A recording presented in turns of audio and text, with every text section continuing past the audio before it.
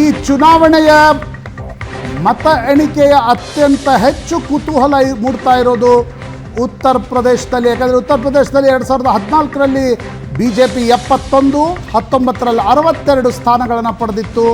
But at this point of time ಉತ್ತರ ಪ್ರದೇಶದಲ್ಲಿ BJPಗಿಂತ INDA ಮೈತ್ರಿಕೂಟ ಮುಂದಿದೆ.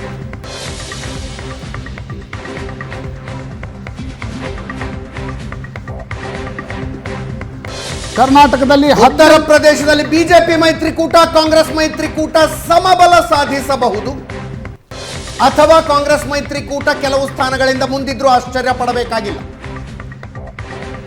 ಅಖಿಲೇಶ್ ಯಾದವ್ ರಾಹುಲ್ ಗಾಂಧಿ ಮೈತ್ರಿ ಉತ್ತರ ಪ್ರದೇಶದಲ್ಲಿ ಕಮಾಲ್ ಮಾಡಿದಂತೆ ಕಾಣಿಸ್ತಾ ಇದೆ.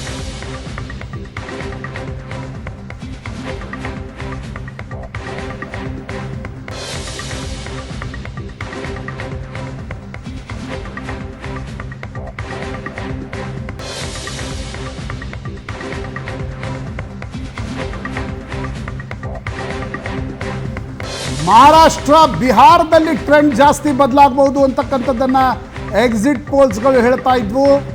ಆದರೆ ಉತ್ತರ ಪ್ರದೇಶದಲ್ಲಿ ಚಿತ್ರಣ ಬದಲಾಗ್ತಾ ಇರುವಂತೆ ಕಾಣ್ತಾ ಇದೆ. ಫೈನಲ್ ರಿಸಲ್ಟ್ವರೆಗೆ ಕಾಯಬೇಕಾಗತ್ತೆ. ಬಿಹಾರ್, ಒಡಿಸ್ಸಾ, ಪಶ್ಚಿಮ ಬಂಗಾಳ, ಮಧ್ಯಪ್ರದೇಶದಲ್ಲಿ BJP ಮುನ್ನಡೆ ಕಾಯ್ದುಕೊಂಡಿದ್ರೆ, UP, ಹರಿಯಾಣ ಮತ್ತು ರಾಜಸ್ಥಾನ್ 3 ರಾಜ್ಯಗಳು INDA ಒಕ್ಕೂಟವನ್ನು +40 to 50ವರೆಗೆ ತೆಗೆದುಕೊಂಡು ಹೋಗಿವೆ.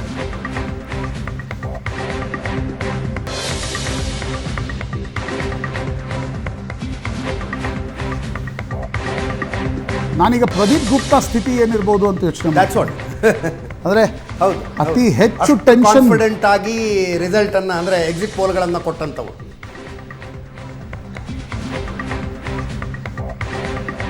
ಕಳೆದ ಸಲಕ್ಕಿಂತ ಉತ್ತರ ಪ್ರದೇಶದಲ್ಲಿ ಬಿಜೆಪಿ ಪರ್ಫಾರ್ಮೆನ್ಸ್ ಕಡಿಮೆ ಆಗುತ್ತೆ ಅನ್ನುವ ಭವಿಷ್ಯ ಪ್ರದೀಪ್ ಗುಪ್ತಾ ನೋಡಿದ್ರು. ಆದ್ರೆ ಇಷ್ಟು ಕಡಿಮೆ ಆಗುತ್ತೆ ಅಂತಲ್ಲ, ಈ ಲೆವೆಲ್ಗೆ ಕಡಿಮೆ ಆಗುತ್ತೆ ಅಂತ ಅಲ್ಲ.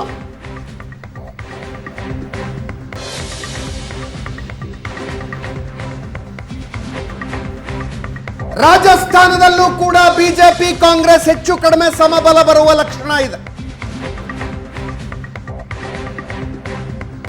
ರಾಜಸ್ಥಾನದಲ್ಲೂ ಕೂಡ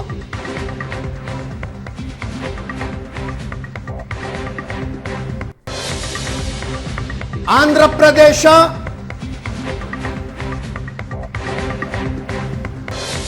ಎಸ್, ಪಶ್ಚಿಮ ಬಂಗಾಳ ನೋಡಿ 21-16 ಇದರ ಉಲ್ಟಾ ಸಂಖ್ಯೆಯನ್ನ ಬಿಜೆಪಿ 21 ದಾಟುತ್ತೆ, TMC 16ರ ಆಸುಪಾಸಿನಲ್ಲಿರುತ್ತೆ ಅಂತ ಎಕ್ಸಿಟ್ ಪೋಲ್ಗಳು ಹೇಳಿದೆ.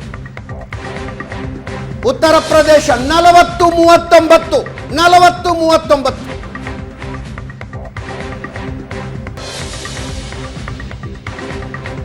ಅಸ್ಸಾಂ NDA 11, INDA ಮೈತ್ರಿ 3.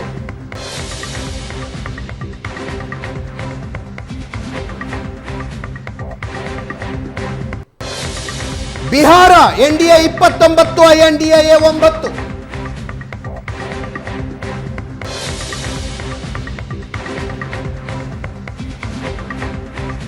Odisha 13, NDA BJD 5, INDA 2.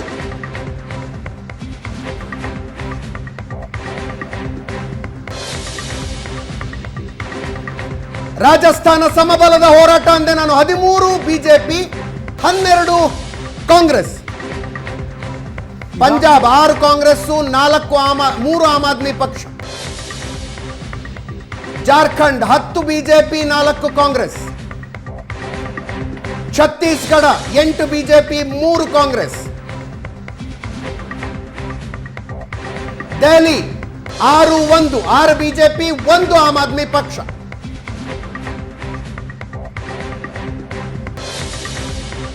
Haryana 6 BJP, 4 Congress.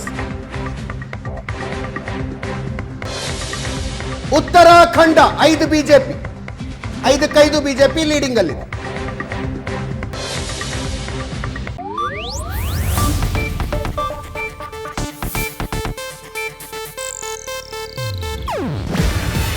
ಇದು ಏಷ್ಯಾನೆಟ್ ನ್ಯೂಸ್ ನೆಟ್ವರ್ಕ್ ಪ್ರಸ್ತುತಿ. ನೀವು ನೋಡ್ತಿದ್ದೀರಾ ಏಷ್ಯಾ ನೆಟ್ ಸುವರ್ಣ ನ್ಯೂಸ್.